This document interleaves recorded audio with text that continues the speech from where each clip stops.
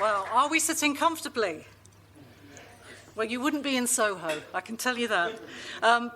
What Word Factory's done in the past year is create a really lovely space once a month in a very quirky bookshop in Soho where great writers and emerging writers can come together and read stories. I won't say too much more. If there's anything more you want to find out about us, please do get in touch. But we have our website. We now run masterclasses. We're beginning to extend the Word Factory to other parts of the country, including Leicester and Belfast. The key thing is it's about finding new opportunities for great writing to be heard. And by next year, we hope to be publishing as well. So I'd also like to say thank you to Small Wonder and to Diana and everybody on the team and our sponsors, because this particular festival has been a real inspiration. It's got the same kind of mood. It's a great way of people coming together. And I know you're going to have a wonderful evening tonight. I feel very privileged. I can't imagine that Small Wonder has had quite so many award-winning authors on one platform in one evening. And the way I thought that we could structure it so that we can really, really enjoy the evening is to have 2 readers at the beginning. We're then going to make an announcement because I mentioned that bringing together great writers and emerging writers is very much part of our brief. And we've just launched what we call the Word Factory Apprentice Scheme, which is basically a way of mentoring 2 emerging writers. Our mentors this year, I'm delighted to say, are Stella Duffy and Alex Preston. And Alex is here this evening. And after the first 2 readings, he'll say a little bit and introduce, which I'm just delighted about, our winning apprentices, Rebecca Swirsky and Holly Dawson. We'll take a break and then come back for 2 more readings. I think you will love these stories so much that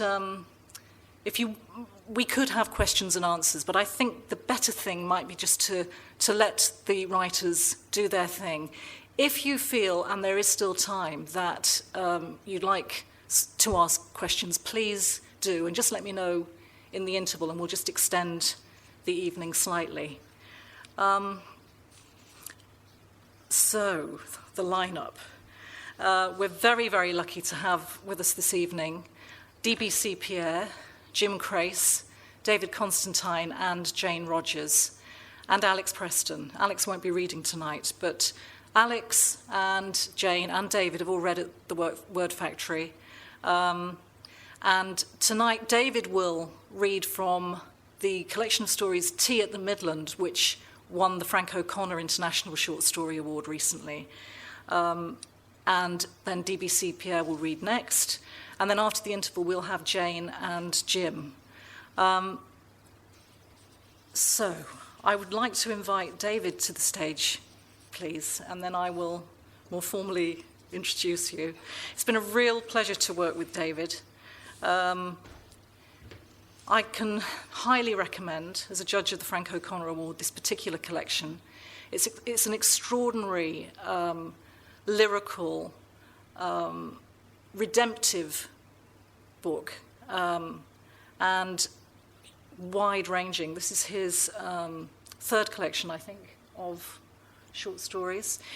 David is also a translator. He taught German language and literature for 30 years, and with his wife Helen, edited modern poetry and translation for many, many years.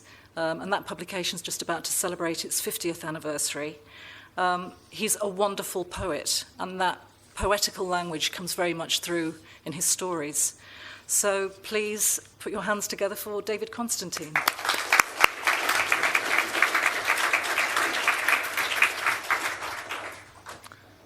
Thank you, Cathy. Thank you for the invitation to come back to this place where the story is properly celebrated. As in Cork, I said there that it's nice to be at gatherings where the thing itself is what matters, the story. I'll read the first 5 or 6 pages from a a story, the last one in this collection, called Romantic. 3rd of March, coming home from work, pushing open the gate and stepping down into the yard, Ruth finds him, Morgan, asleep in the angle of the wall and her front door, wrapped in the civil defence coat she bought him 6 months ago, his knees up, his boots showing beneath the hem of it, his arms hugging a cloth bag. Her cry of shock wakes him. "That bird," he says, "hark at it." Yes, the blackbird, Twilight. There is some grey in his hair. She shakes her head. "You again," and leans over him with her key to open the door. Inside he says, "I was in a bad dream, but when I woke I heard your voice saying that line, and 12 hours singing for the bird. And at once I heard the bird, a thrush it was, very close, perhaps on the apex of the gable, and that decided me. I walked 12 hours. "I see," she says. Then he asks, "Shall I light the fire?" "Yes, do," she says. "It's laid in. I don't always bother." He goes on his knees on her hearthrug, wearing his big coat still, and the soles of his boots showing, his head bowed, his hands quickly making fire in the black range, so that in no time there are flames, and he is reaching for the brilliantly shiny small lumps of coal to feed them with, little by little, just what they can take and not be overwhelmed. He sits back on his heels.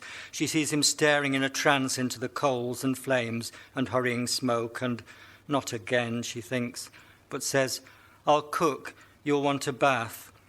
And when she comes in 10 minutes later with the clothes she left last time, washed and ironed and piled up neatly on a big folded towel, he's still there, kneeling upright, staring into the fire.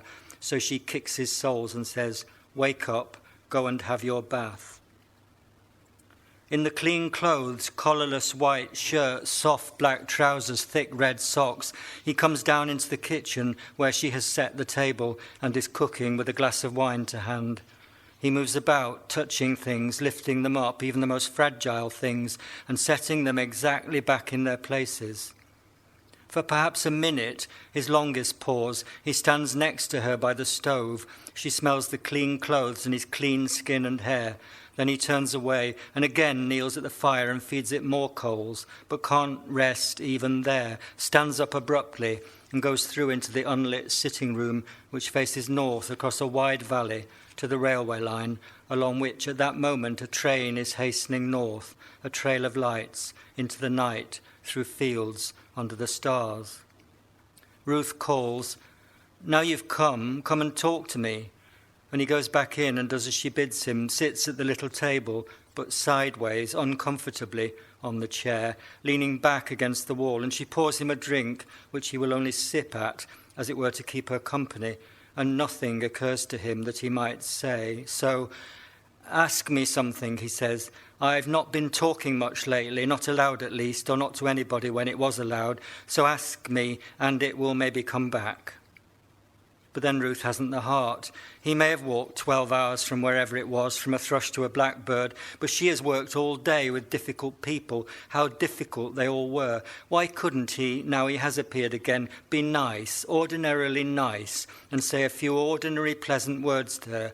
But she knows he can't or won't, so she loses heart and goes on with the cooking, drinks her wine at a gulp and leaves him to lean his black curls and the grey in them against her kitchen wall.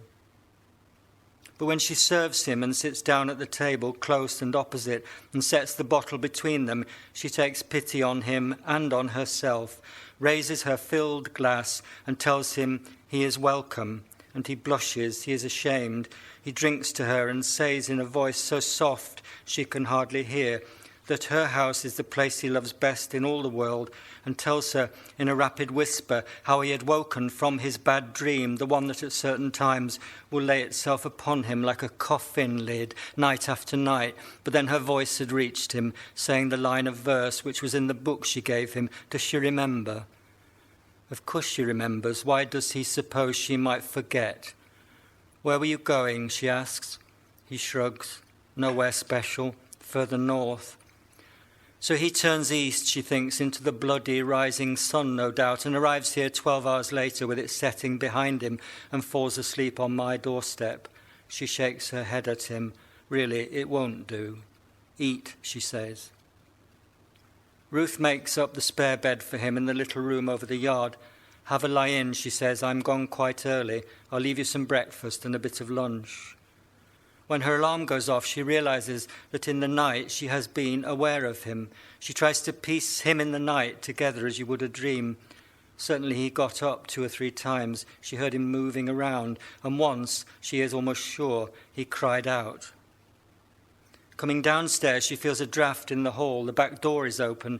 He is standing there in his shirt sleeves, looking out. She turns left into the kitchen. He has set the breakfast, boiled the kettle. Does she mind? Is she glad?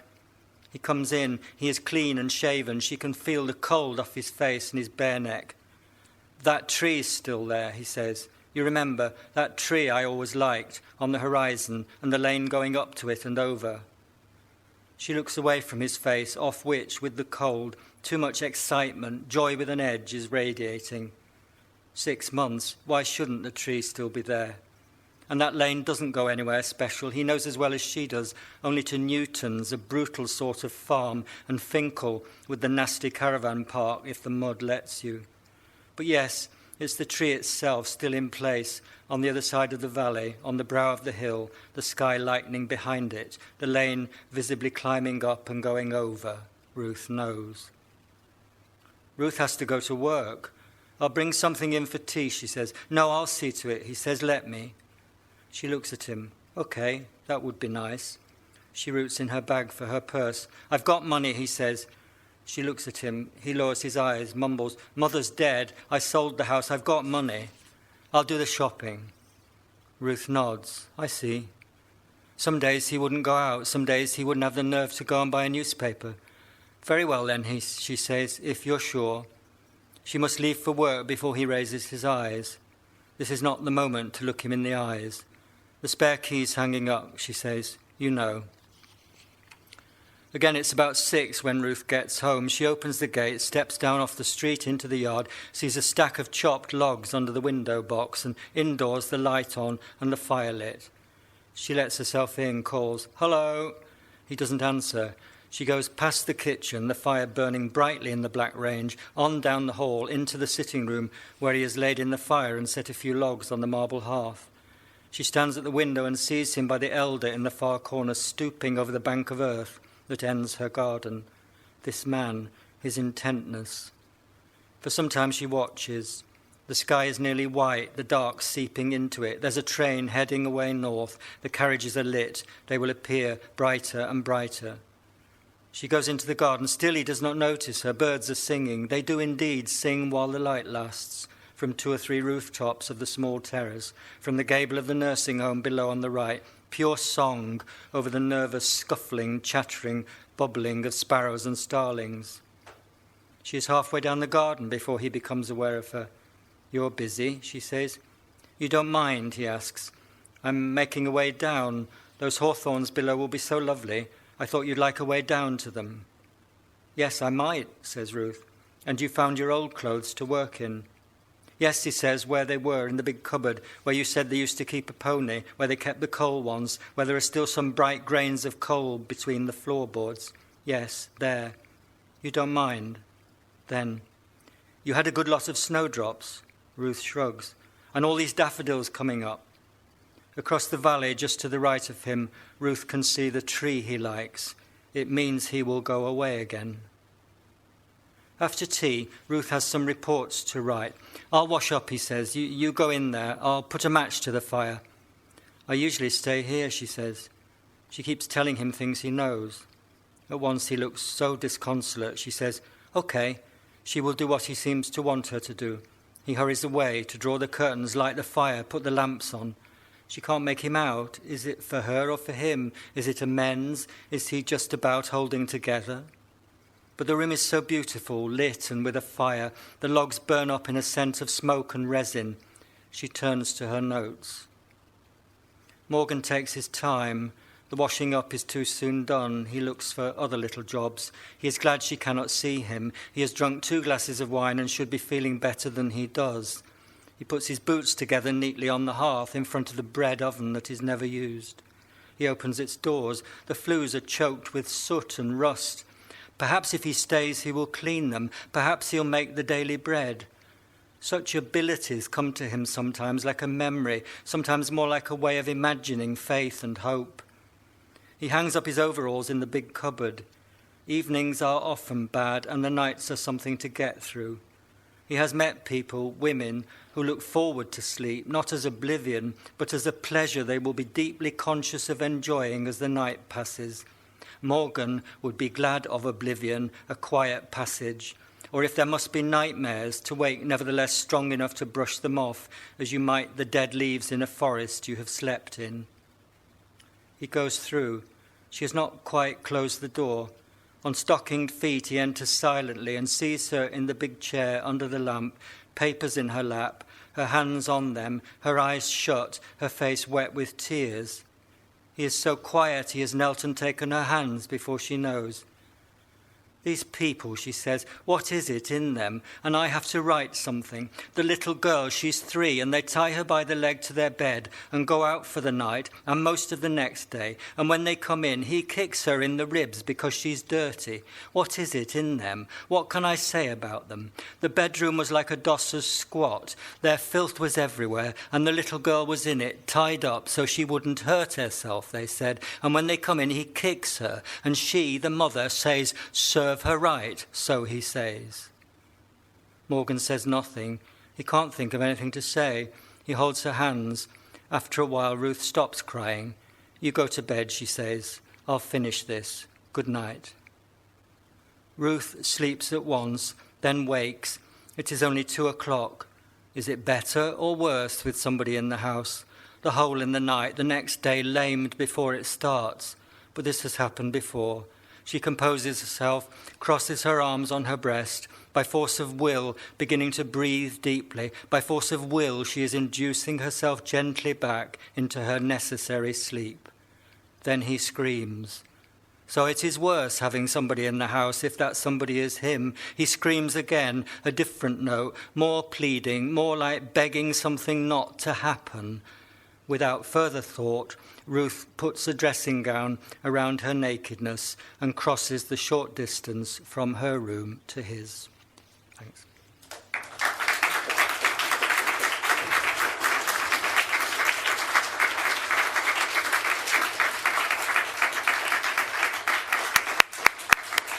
Thank you, David. If we do take some questions later, one of the extraordinary things about David's work is really his writing is a radical act, and I think that would be something very interesting to explore. And yeah, there's something also about a lot of stories that, as I heard last week at the Frank O'Connor Award, was talk of stories that bring you the news, that kind of give you a sense of the world as well, which I think is very important and also applicable to our next reader, our next award-winning reader. I was a bit concerned this evening about how exactly to address DBC Pierre. D, B, Pierre, and he told me his name's Pete, which I don't think is true, but I really like that. So I'm going to invite Pete to come to the stage, if you would. Pete burst onto the scene in 2003 with Vernon Godlittle, which won both the Booker and the Whitbread Prize. Not that we're obsessed by awards and prizes, that isn't really the thing. His latest book is very beautifully produced. It's called Petit Mal, as in an epileptic fit, and it's a blending of fragments of memoir and reportage and cartoons and just all sorts of extraordinary things. And he is going to read a selection of fragments from that for you now. Pete.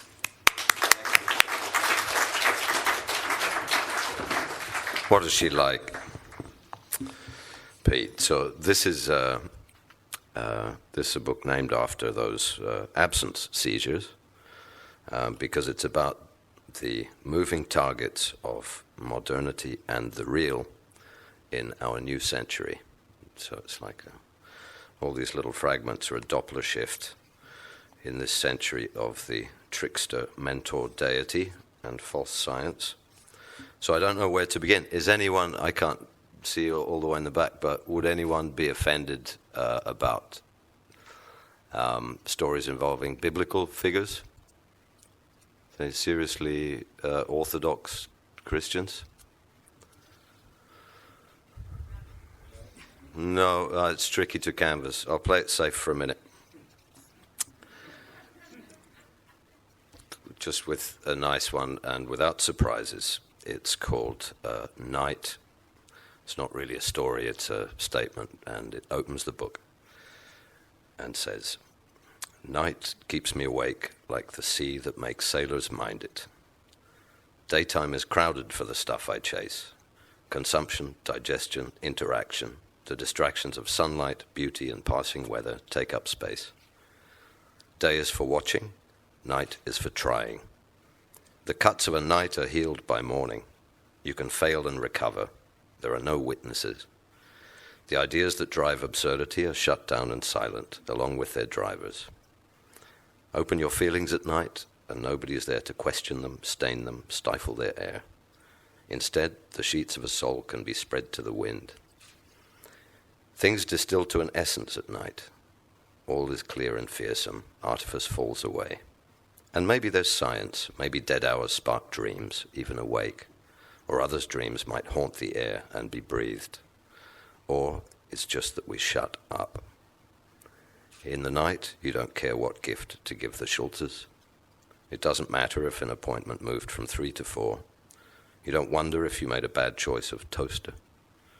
With a town's last bark, with the rising of a moon, I light up. Heavy eyes at 11, trotting pulse at midnight, and I run to drink the night, to steal from it, and be nothing, and be free."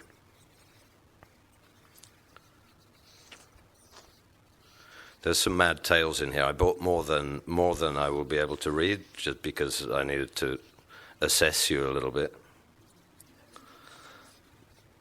There's hopefully something for everyone, but not everything is for everyone. This is cool. This is true. This is a very affectionate piece, and based on an actual dream that I had, which, when you hear it, will explain why nobody sleeps with me. It's called Immaculate. The man was going to show me something secret, something astounding. According to him, it was the unheard-of cornerstone of all Christianity. It was the church's banker across millennia, an unplayed trump card. I was intrigued. He took me to a kind of reliquary that smelled of must, and from a cabinet of large square drawers, he pulled out relics in the form of yellowing, tightly rolled bundles. Then he stacked them end on end, and lo, the Virgin Mary emerged from them. I admit I was taken aback. I met her, and we strolled together in sunlight and shade. She was sweet, and we didn't so much chat as connect through random words that made us smile and look at each other. And the most memorable thing, she wasn't a historical figure at all. She wasn't holy or pious or even robed. She was just another girl, unafraid and quick to smile. We understood each other. She walked, and her lower back had a fine, lean curve to it, and she was pretty and quite modern. Her feet were dusty in their sandals because she had a playful gait, dragging a little or toeing the ground when she was still. As we walked, I marveled that she was the Virgin Mary, the very mother of Christ, though from a younger day, of course. Still, what a coup for the church. I remembered reading Roman literature from a time before Christ, and it was modern and fun. So I knew she could be modern too, and fun. What a coup. No halo, no aura. I was glad to meet her.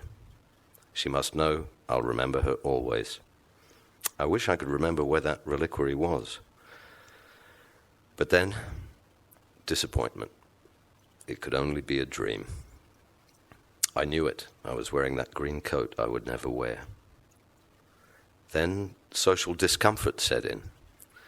because in line with custom at the time, the Virgin Mary could only have been 13 when Jesus was born. And this moment must have been before his birth. For all we know, she was 12. Things grew uncomfortable, although she seemed unconcerned. Perhaps Mary was too familiar a name to call her, I thought.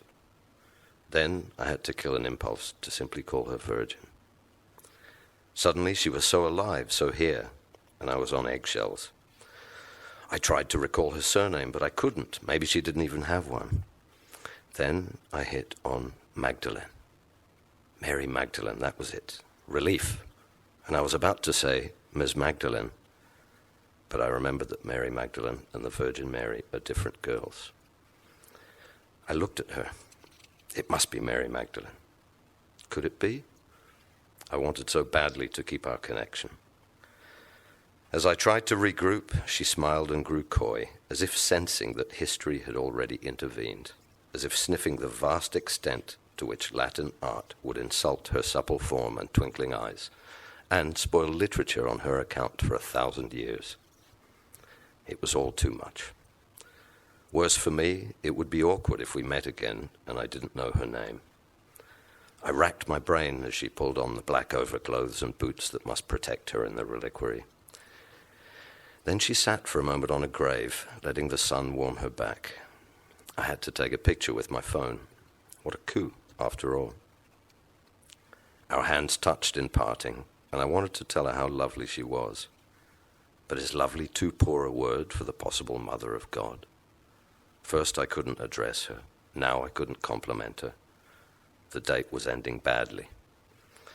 It woke me as I recalled that even complimenting the Queen on a meal at her place shows disrespect, suggesting as it does that she might have served less than the best. If you said to Her Majesty, "Not bad, bit salty," it would be the same as saying, "This is shit," in a mid-range hotel. So what could it mean to say, "You're lovely," to the possible mother of God? A nightmare. The bagatelle of respect. A total crapshoot due to fluctuating values. I tried to reverse engineer the question in my first waking moments and define the material difference between the Queen, a mid-range hotel, and the possible mother of God. Not easy, because although the words were harsher at the hotel, they would still have you back for dinner. So there's a spectrum in operation with floating thresholds. In the United States, the line falls just below sir and ma'am, but we don't go for that. If we hear sir or madam, it means we're going to be 80 quid lighter within 2 minutes or told to cease and desist. Our threshold floats just above abuse, in the neighborhood of cursing under the breath. The day was starting badly. I didn't even get her number. Oh, sweet Mary, Mother of God. Thank you. That me done? That me done? Yeah? Do you want a quick one? Here's a really quick one, just because then I'm done. We decided to become American businessmen. It's because I started to play with feelings instead of meaning in stories that I was attracted to short pieces.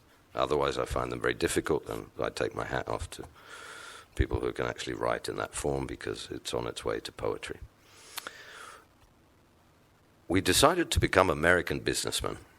This lasted until our first product failed, which was a week. The product was middle-class binoculars. A pair of spectacles with a curtain rod glued to the top of the frame and little net curtains that hung over the face.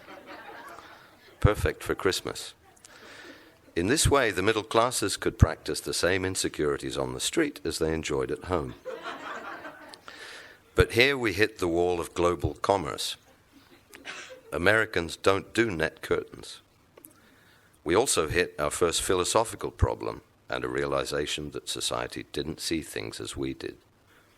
In the minds of some people, you couldn't be middle class to promote the binoculars. Plus, we were foreign and hence exempt from class struggle, particularly the middle one, which struggles both ways. For some people, this erased the joke and unique selling point of the binoculars, though obviously they still carried a principal benefit, which was privacy in the public domain. According to some people, the concept would only be perfect when marketed from within the class structure. For us, this was wrong thinking, but anyway, we decided to just be Americans at this time. Thank you.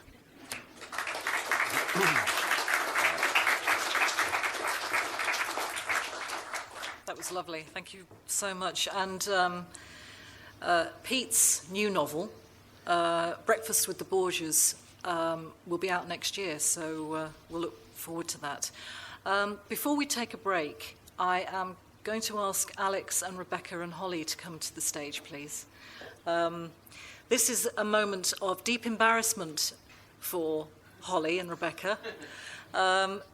They were among nearly 100 people who applied to be Word Factory apprentices. And what that means is that for 6 months, they have the attention of somebody more experienced in their career, if you like, who will just give them guidance. And they'll be part of our team and come to our events. And various other people have been foils, and Spread the Word, which is a developmental writing agency, will also be helping them.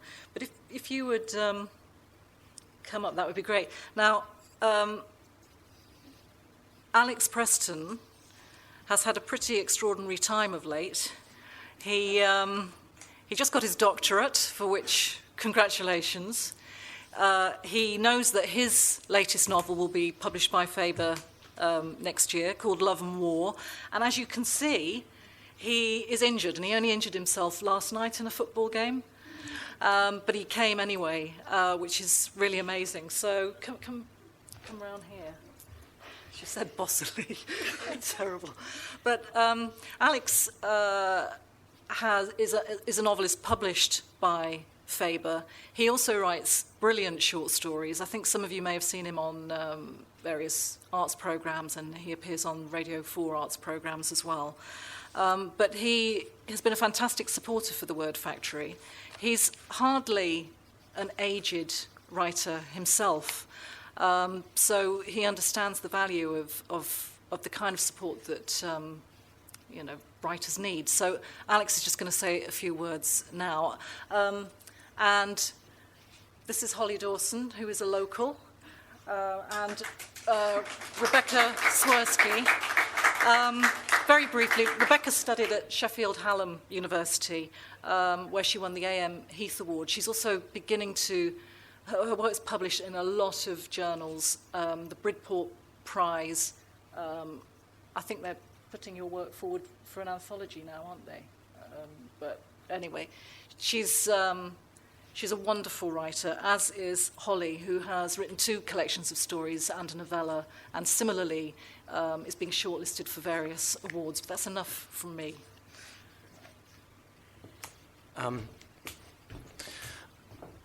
There are very few things in this world that are unequivocally good.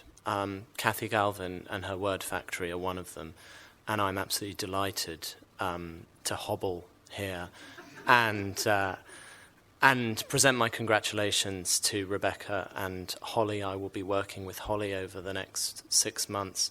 I was lucky enough when I started writing to have 2 authors, Tom Paulin and Jamie McKendrick, take an interest in my work, but more than that, to hand me books like gifts over years. I still remember the moment when I was handed Henry Green's Loving by Tom Paulin with the words, "I envy you so much not having read this yet."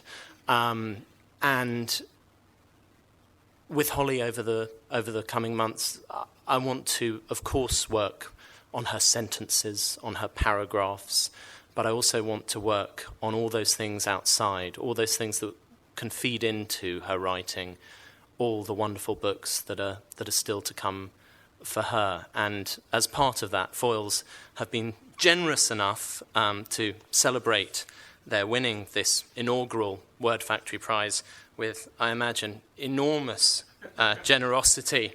I actually don't know how much is in here. But anyway, there are book tokens for both of you. I will be telling Holly exactly what she will be buying with that. And just a huge thank you to Cathy and to Paul McVeigh, who is I guess, her factotum in the literal translation of the word rather than the rather patronizing way in which it's understood. This is a wonderful thing, and you will see these young ladies probably on a stage not dissimilar to this in the years to come. Thank you very much.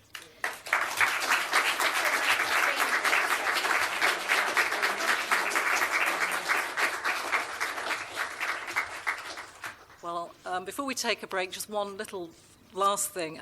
Alex mentioned Paul, who works with me at the Word Factory. Paul is a short story writer, and his first novel is about to be published, and it was his idea to launch this apprentice scheme because he knew how much he'd have valued something like that himself. So thank you to Paul. And yeah, we'll have a 10-minute break now, so I hope to see you in a second.